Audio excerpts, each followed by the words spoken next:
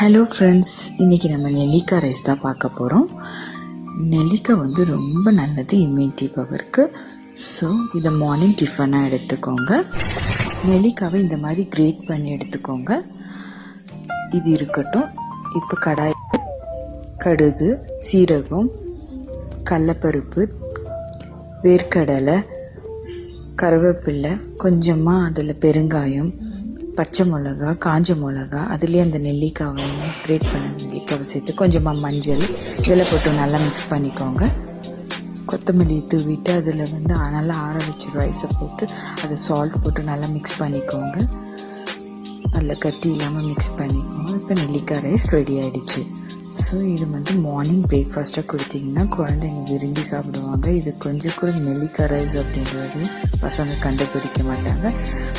Lemon rice அப்படின்னு சாப்பிடுவாங்க. Thank you.